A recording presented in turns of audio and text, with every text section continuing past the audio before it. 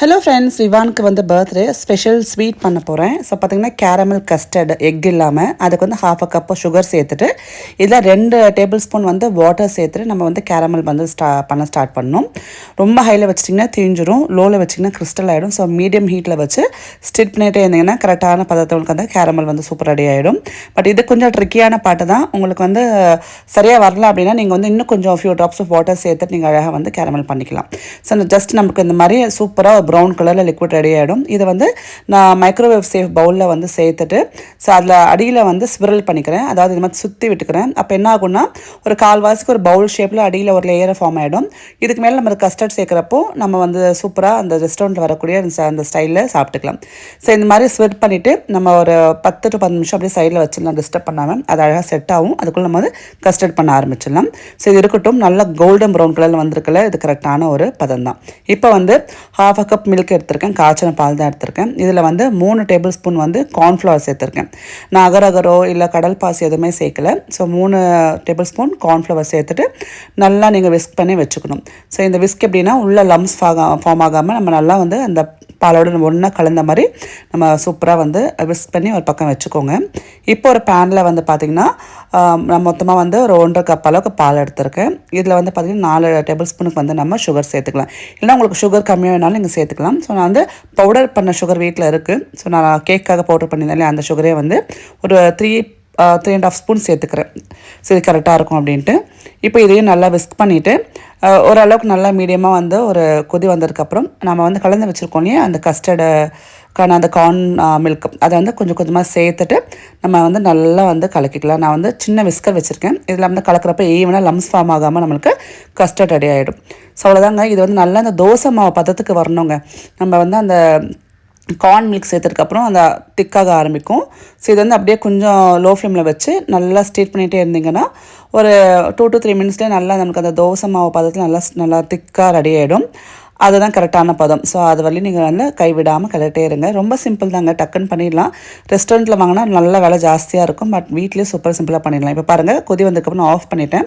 திருப்பி வந்து இதை வந்து நீங்கள் கொஞ்சோண்டு வெனிலா எசன்ஸ் ஒரு 1/4 ஸ்பூன் வெனிலா எசன்ஸ் சேர்த்துட்டு ஒரு ஜஸ்ட் ஒரு கலரிட்டு இது வந்து நம்ம அந்த கேரமெல்ல ஊற்றி வச்சுருக்கோம் இல்லையா, உள்ளே வந்து ஒரு லேயர் போட்டு வச்சுருந்த பவுலில் வந்து நம்ம ஊற்றி வச்சுக்கலாம். நம்ம இன்றைக்கி வந்து இதை வந்து ஓடிஜியில் தான் பண்ண போகிறோம்.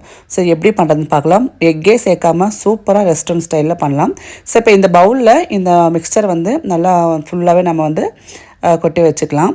ஸோ இது வந்து ஒரு பக்கம் இருக்கட்டும். அதுக்குள்ள நம்ம ஓடிஜியை ப்ரீ ஹீட் பண்ணிக்கலாம். 170 டிகிரி செல்சியஸில் ஒரு 5 மினிட்ஸ்க்கு நான் ப்ரீ ஹீட் பண்ணுறேன். நான் எனக்கு அகர ஓடிஜி தான் யூஸ் பண்ணுறேன். சூப்பராக இருக்கும். நான் ரெகுலராக இதெல்லாம் வந்து என்னோடய பேக்கிங், கிரில்லிங், டோஸ்டிங்லாம் யூஸ் பண்ணிகிட்ருக்கேன். ஸோ வந்து ப்ரீ ஹீட் பண்ணதுக்கப்புறம் பார்த்தீங்கன்னா அடியில் ஒரு ட்ரே வச்சுருக்கேன் பாருங்கள். அந்த பிளாக் ட்ரேயில் வந்து நம்ம ஒரு பவுல் எடுத்துருக்கோம் இல்லையா, அந்த பவுலில் அரை அளவுக்கு வந்து நம்ம தண்ணி வந்து வைப்பிக்கணும். அதாவது எந்த பவுலில் நம்ம வந்து கேரமல் பண்ணுறோமோ அந்த பவுலுக்கு ½ ஆஃப் த லெவலில் வந்து நம்ம வாட்டர் வந்து கீழே அந்த ட்ரேயில் ஊற்றிக்கி நம்ம வந்து இப்போது வாட்டர் பாத் மாதிரி தான் கொடுக்க போகிறோம். ஸோ நல்லா சூப்பராக வரும். மேலே அந்த பவுலில் வச்சுட்டு 170 டிகிரி செல்சியஸில் 30 to 35 மினிட்ஸ் நீங்கள் வந்து பேக் பண்ணிக்கோங்க.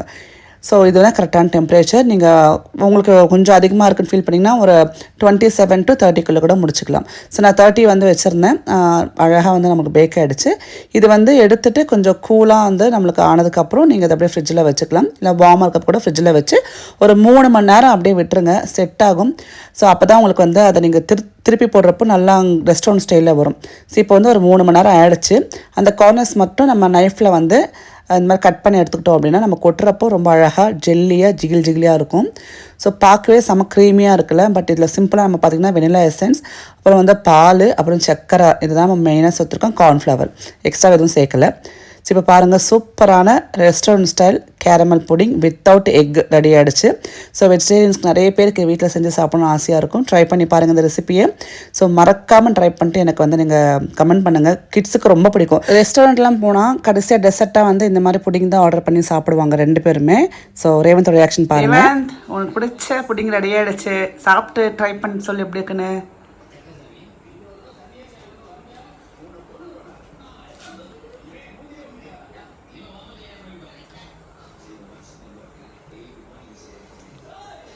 பயங்கரமா எனக்கு ரொம்ப ஹாப்பியாக இருக்குது. ஓடிஜி வச்சு நம்ம நிறைய ரெசிபீஸ் பண்ணலாங்க. நான் உங்களுக்கு நிறைய ரெசிபீஸ் காமிச்சிட்ருக்கேன்.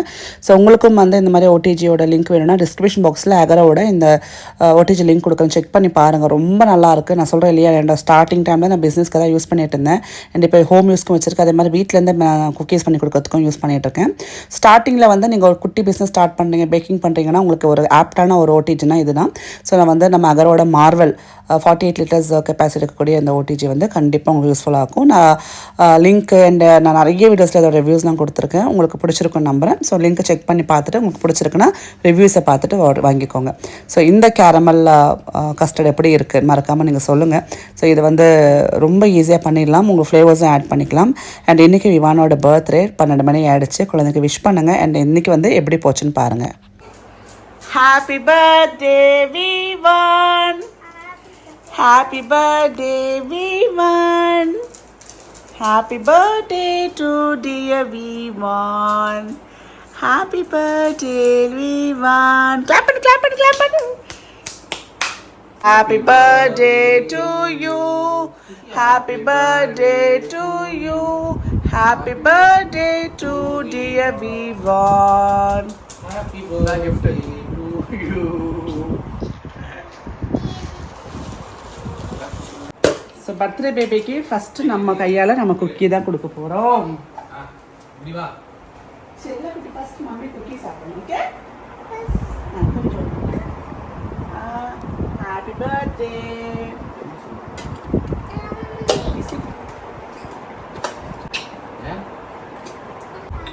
ஏய், நீ அவன் சொல்லண்டா உனக்கு. Happy birthday bro.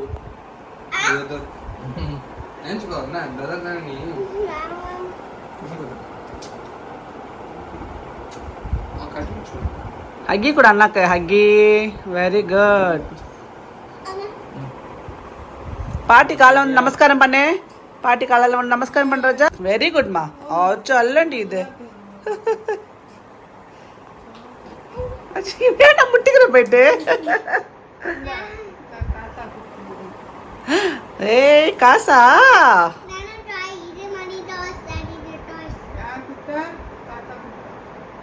தாத்தா பேர் என்னம்மா? கனி தாத்தா.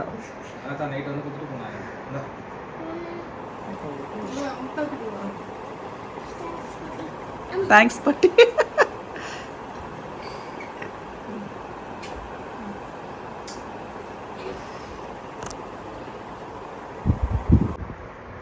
நல்லா கடா.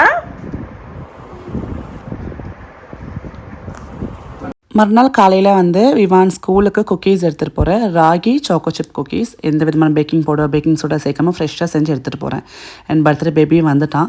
ஸோ அவருக்கு வந்து ரொம்ப அப்படியே வந்து பார்த்திங்கன்னா எங்கே ஸ்கூலை விட்டுட்டு போயிட போகிறோமோன்னு சொல்லிட்டு பயந்து வராறான் ஸ்கூலுக்கு.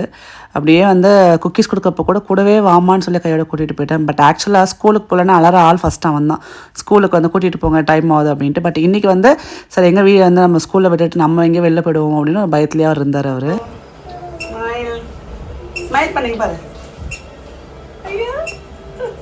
ஹலோ ஃப்ரெண்ட்ஸ், இப்போ பார்த்தீங்கன்னா நம்ம விவானோட ஸ்கூலுக்கு போயிட்டுருக்கோம். இப்போ டைம் வந்து 10:30. ஸோ இவன் வந்து ஸ்கூலுக்கு ரெகுலராக நம்ம அனுப்புகிற டைமிங்ஸ் இல்லை, கொஞ்சம் லேட்டாக கூப்பிட்டு போய் பசங்களுக்குலாம் வந்து குக்கீஸ் பண்ணியிருக்கோம். Ragi with choco chip cookies கொடுத்துட்டு டீச்சர்ஸ்க்குலாம் வந்து பார்த்தீங்கன்னா ஸ்வீட்ஸ் கொடுத்துட்டு நம்ம அங்கே கூட்டிகிட்டு வந்துடலாம். ஈவினிங் வந்து அவன் மாலுக்கு ஒன்று கேட்டிருக்கான். ஸோ கேம்ஸுக்கு அப்போ கிஃப்ட்லாம் வாங்கி தரணும். ஸோ அதெல்லாம் நீங்கள் பார்க்க போகிறீங்க. பாய் சரி, பாய். இன்னைக்கு என்ன விவானுக்கு பர்த்டே. இப்போ நம்ம எங்கே போகிறோம்? விவான் ஸ்கூல் போகிறோமா? என்ன பண்ண போகிறோம் ஸ்கூல் போயிட்டு? இங்கே பாரு, என்ன பண்ண போகிறோம்? ஸ்வீட்ஸ் கொடுக்கணுமா? ஓகே. ஸோ விவான் கிளாஸ் அப்புறம் பார்த்திங்கன்னா பக்கத்து கிளாஸ் எல்லாருக்கும் சேர்த்து தான் குக்கீஸ் எடுத்துகிட்டு போகணும். ஸோ எல்லாத்தையும் இந்த ட்ரேயில் வச்சு குழந்தைங்கிட்ட டிஸ்ட்ரிபியூட் பண்ணுறதுக்கு வந்து எடுத்துகிட்டு போயிடுவாங்க உள்ள. ஸோ விவான் ஸ்கூல் மட்டும் இல்லை, நிறைய ஸ்கூல்ஸில் வந்து ஜங்க் அலவுட் கிடையாது, சாக்லேட்ஸ் அலவுட் கிடையாது. ஸோ எனக்கு என்னென்னா நம்ம வந்து பிஸ்னஸாக அதை பண்ணுறப்ப பிள்ளைங்களுக்கு அழகாக செஞ்சு கொடுக்கலாமேன்னு சொல்லி அழகாக வந்து செஞ்சு கொடுத்தாச்சு. அண்ட் இப்போ வந்து இவங்க போகிறது விவான் குட்டிக்கு ரெகுலராக ஹேர் கட் பண்ணக்கூடிய சலூன். ஸோ அவங்க உள்ள எல்லாருமே அவருக்கு ஃப்ரெண்ட்ஸ் தான். அதனால் அங்கே போயிட்டு ஸ்வீட் கொடுத்துட்டு வராரு. இந்த வாட்டி வந்து இந்த பர்த்டே ரொம்ப பெருசாலாம் கிராண்டாக செலிப்ரேட் பண்ணாமல் சிம்பிளாக வீட்டோட முடிச்சு முடிச்சுக்கிட்டோம். சரி, இப்போ நம்ம விஷயத்துக்கு வரலாம். லாஸ்ட் vlogல நான் எந்த நாட்டுக்கு இப்போ ட்ராவல் பண்ண போகிறேன் கெஸ் பண்ணுங்க அப்படின்றதுக்கு Canada, US, UK, Europe, Switzerland, Malaysia, Singapore, துபாய்ன்னு சொல்லிட்டு எக்கச்சக்கமான ஆப்ஷன்ஸ் வந்துச்சு. பட் நம்ம இது எந்த ஊருக்குமே இந்த எந்த நாடுக்குமே போல. நம்ம இன்னைக்கு அதாவது இந்த வாட்டி போகிறது பார்த்திங்கன்னா ரஷ்யா பக்கத்தில் இருக்கக்கூடிய கஜகஸ்தான். இந்த கஜகஸ்தான் வந்து ரொம்ப ரொம்ப ஒரு பியூட்டிஃபுல்லான ஒரு பிளேஸ். அது வந்து இப்போ நிறைய டூரிஸ்ட் போய் பார்த்துட்ருக்காங்க. அண்ட் இங்கே கல்ச்சர் எப்படி இருக்குது எல்லாமே நம்ம வந்து எக்ஸ்ப்ளோர் பண்ணலாம். ஸோ இப்போ வந்து பார்த்திங்கன்னா கோயிலுக்கு கூட்டிகிட்டு வந்திருக்கோம். பசங்களுக்கு வந்து அதே மாதிரி விவான் பேரில் அர்ச்சனை பண்ணிவிட்டு குழந்தைங்களை 2 பேருமே வந்து ஷாப்பிங் கூட்டு போகலாம் அப்படின்ட்டு 2 பேருமே கார் வேணும்னு கேட்டிருக்காங்க. அதனால் பார்த்திங்கன்னா சூப்பராக சுவாமி தரிசனம் முடிச்சு அர்ச்சனைலாம் பண்ணிவிட்டு நம்ம வந்து இப்போது கிண்டியில் இருக்கக்கூடிய அர்பன் ஸ்கொயர் அப்படின்ற ஒரு இடத்துக்கு தான் போகிறோம். அங்கே வந்து ஒரு ஷாப் நாங்கள் ரெகுலராக விசிட் பண்ணுவோம். கார் நிறைய கலெக்ஷன்ஸ் அங்கே இருக்கும். அண்ட் ரேவந்துக்கும் இவனுக்கும் அந்த இடத்துக்கு கூட்டு போனாலும் போதும், அவ்வளோ ஹாப்பியாக இருப்பாங்க. ஸோ இப்போ நம்ம அங்கே தான் ட்ராவல் பண்ண போகிறோம். இப்போ நான் சொன்னேன் இல்லையா, கஜகஸ்தான் பார்த்திங்கன்னா நம்மளுக்கு வந்து இந்த அல்மாட்டின்ற பிளேஸ்க்கு தான் நம்ம வந்து விசிட் பண்ண போகிறோம். அங்கே வந்து சீனரி சூப்பராக இருக்கும். இப்போ டிகிரி பார்த்திங்கன்னா டெம்பரேச்சர் வந்து 0 to 5 டிகிரி செல்சியஸ் தான் இருக்குன்றாங்க. அவ்வளோ ஸ்னோஃபால் இருக்குமா. ஸோ உங்களை நான் விர்ச்சுவலாக என் கூட ட்ராவல் கூப்பிட்டு போகிறேன். அது மட்டும் இல்லாமல் வீட்டில் உட்காந்தபடியே நீங்கள் என்ன ட்ராவல் பண்ணுங்கள். நீங்களும் 4 இடத்த பார்த்துட்டு சந்தோஷமாக அந்த விலாகை வந்து என்ஜாய் பண்ணுவீங்கன்னு நினைக்கிறேன். அது மட்டும் இல்லாமல் அடுத்த விலாகில் பேக்கிங், நான் அதுக்கு எப்படி ரெடி ஆகிறேன், என்னென்ன எடுத்துகிட்டு போகிறேன், ஸோ எசென்ஷியல்ஸ்லாம் நீங்கள் பார்க்க போகிறீங்க. அதுக்கப்புறம் ட்ராவல் விலாக் பார்த்துட்டு அதுக்கப்புறம் 1 நாள் 2 நாள் 3 நாள் சொல்லிட்டு நமக்கு அங்கே எத்தனை நாள் இருக்குமோ அத்தனை டேஸ் நீங்கள் விலாக்ஸ் பார்ப்பீங்க. ஸோ இப்போ வந்து பசங்களை எங்கள் கூட்டிகிட்டு வந்தாச்சு. இந்த கடையில் தான் நிறைய கார் கலெக்ஷன்ஸ் இருக்கும். ஸோ 2 பேருக்கும் 2 கார் வாங்கி கொடுத்தாச்சு. ஸோ இந்த பர்த்டே பார்த்திங்கன்னா நான் வந்து கேக் கட் பண்ணல. ஏன்னா வந்து அந்த பேக்கரி கேக் வந்து எங்களுக்கு பிடிக்க மாட்டேங்குது. பிள்ளைங்களுக்கு வாமிட் நிறைய வருது. ஸோ அதை நான் நோட்டீஸ் பண்ண விஷயம். அதனால் பார்த்திங்கன்னா கேக்கே வந்து நான் கட் பண்ணல. இந்த வாட்டி ஹோம்மேட் நம்ம குக்கீஸும் அதை செஞ்ச அந்த கஸ்டர்டும் தான் வந்து ஸ்வீட்டாக நாங்கள் எடுத்துக்கிட்டோம். அதே மாதிரி ரசகுல்லா ரொம்ப பிடிக்கும் விமானுக்கு வந்துக்கணும்னாலும் அதை கொஞ்சம் ஒரு 4 பீஸ் வாங்கி அதை கொடுத்தோம். ஸோ இப்படி தான் வந்து விமானோட எந்த ஒரு பர்த்டே போச்சு. இப்போ 4th இயர்க்குள்ளே அவர் வராரு. ஸோ ரொம்ப ஹாப்பியாக ரொம்ப வந்து சந்தோஷமாக இருந்தது நாள் அப்படின்றது. இவனுக்கு இந்த கார் வாங்கி கொடுத்தோம். அது மாதிரி ரேவந்த்க்கு அவனுக்கு பிடிச்ச மாதிரி ஒரு ரேசிங் கார் எடுத்துக்கிட்டான். ஸோ குழந்தைய விஷ் பண்ணுங்கள். அதே மாதிரி நம்மளோட சேனலை வந்து கண்டினியூஸாக பாருங்கள், சப்போர்ட் பண்ணுங்கள். கண்டிப்பாக சொல்கிறேன், இந்த ஒரு கஜகஸ்தான் ட்ரிப் கண்டிப்பாக உங்களுக்கு நம்ம யூரோப் போனப்போ நீங்கள் எவ்வளோ ஹாப்பியாக என்ஜாய் பண்ணிங்களோ அதே மாதிரி தான் இருக்க போகுது. ஸோ நான் திருப்பியும் சொல்கிறேன், ஏன்னா ஃபுல்லாக ஸ்னோஃபால் சீனரி சூப்பராக இருக்க போகுது. நிறைய வந்து எனக்கு இன்புட்ஸ் வந்துகிட்டே இருக்குது எங்கள் நம்ம போகிற இந்த ட்ராவல்ஸ்லேருந்து. அதனால தான் நான் சொல்கிறேன். ஸோ அவ்வளோதாங்க. ஸோ இன்றைக்கி நாள் பார்த்திங்கன்னா ரொம்ப இனிமையாக அமைஞ்சது. அதே மாதிரி உங்களுக்கும் இந்த விலாக் பிடிச்சிருக்குன்னு நம்புகிறேன். பிடிச்சிருந்தால் லைக் பண்ணுங்கள், ஷேர் பண்ணுங்கள். மீண்டும் நல்ல வீடியோ சந்திக்கிறேன். அதுவும் ட்ராவல் விலாகோட சந்திக்கிறேன். மறக்காமல் வந்து அடுத்தடுத்து பார்த்துட்டே வாங்க. டேக் கேர், பாய்.